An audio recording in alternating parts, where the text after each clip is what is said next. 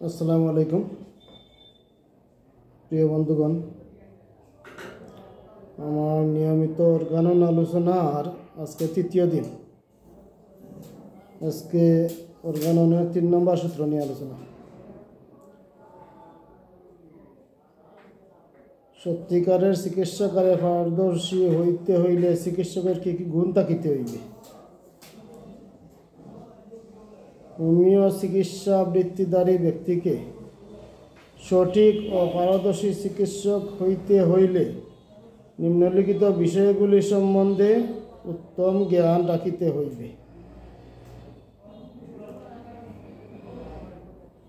প্রত্যেক রোগীতে প্রস্ফুটিত রোগলক্ষণ সম্বন্ধে জ্ঞান থাকিতে হইবে, কারণ হোমিও চিকিৎসা লক্ষণ ভিত্তিক। চিকিৎসক যদি রোগ লক্ষণগুলি বুঝিতে না পারেন তবে তিনি প্রত্যেক রোগীর ক্ষেত্রে লক্ষণ সমষ্টি সংগ্রহ করিতে পারিবেন না। আর লক্ষণ সমষ্টি সংগ্রহ করিতে না পারিলে সঠিক ঔষধ নির্বাচন ও চিকিৎসা করা কাহারও পক্ষে সম্ভব নয়। কাজেই চিকিৎসকের অবশ্যই রোগ লক্ষণ সম্বন্ধে জ্ঞান থাকিতে হইবে। পয়েন্ট 2, প্রত্যেক ঔষধের বিশিষ্ট আরোগ্যকারী শক্তি সম্বন্ধে যথেষ্ট জ্ঞান থাকিতে হইবে, কারণ রোগ লক্ষণের সাথে যে ঔষধের আরোগ্যকারী লক্ষণসমূহের হুবু বা প্রায় হুবু মিলিয়া যাইবে সেই ঔষধটি ওই রোগ লক্ষণ দূরীকরণার্থে প্রয়োগ করিতে হইবে। তাই রোগ লক্ষণ সম্বন্ধে যেমন জ্ঞান থাকা আবশ্যক, তেমনি আবশ্যক ঔষধের সক্রিয় লক্ষণ সম্বন্ধে জ্ঞান থাকা। তা না হইলে রোগ লক্ষণের উপযুক্ত ঔষধ নির্বাচন করা সম্ভব হইবে না। পয়েন্ট 3, চিকিৎসাধীন রোগীর রোগ লক্ষণ এবং ঔষধের আরোগ্যকারী লক্ষণের মধ্যে চিকিৎসাধীন রোগীর রোগ লক্ষণ এবং ঔষধের আরোগ্যকারী লক্ষণের মধ্যে মিল খুঁজিয়া বাহির করিবার জ্ঞান থাকিতে হইবে, কারণ রোগ লক্ষণ ও ঔষধ লক্ষণ যদি সদৃশ না হয় তবে রোগ লক্ষণ দূরীভূত হইবে না। কাজেই ম্যাটেরিয়া মেডিকার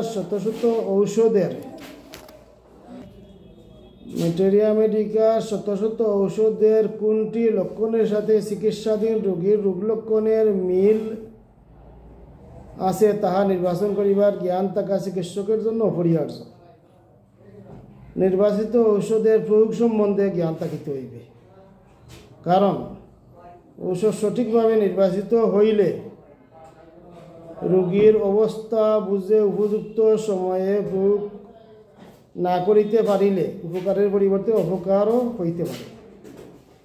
ঔষধ প্রস্তুত প্রণালী, মাত্রা নিরূপণ এবং পুনঃপ্রয়োগ সম্বন্ধে জ্ঞান থাকিতে হইবে। মাত্রা নিরূপণ সম্বন্ধে জ্ঞান না থাকিলে, অর্থাৎ 2-3 মাসের শিশুকে প্রাপ্তবয়স্ক লোকের মাত্রা দিলে বা অত্যন্ত ক্ষীণবলে রোগীকে স্থূলমাত্রা প্রয়োগ করিলে অবাঞ্ছিত ফল লাভের সম্ভাবনাই অধিক। নির্বাচিত ঔষধের পুনঃপ্রয়োগ নিয়মভিত্তিক না হইলে রোগীর অসুবিধা হওয়ার যথেষ্ট সম্ভাবনা থাকে।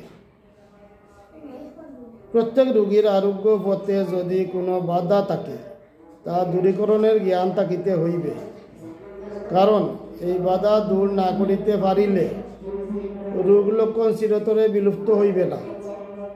অনেকেরই দেখা যায় কোনো রোগীর 2-1টি সাধারণ লক্ষণ সুনির্বাচিত ঔষধ দ্বারা চিরতরে বিলুপ্ত করা সম্ভব হয় না। এমত অবস্থায় বুঝিতে হইবে রোগীতে চূড়া উপবিষ আছে এবং এই চূড়া উপবিষই রোগীর আরোগ্য পথে বাধাদান করিতেছে। তাই এরূপ ক্ষেত্রে চূড়া বিষনাশক ঔষধ প্রয়োগ করিতে হইবে। সবাই ভালো থাকেন। আসসালামু আলাইকুম।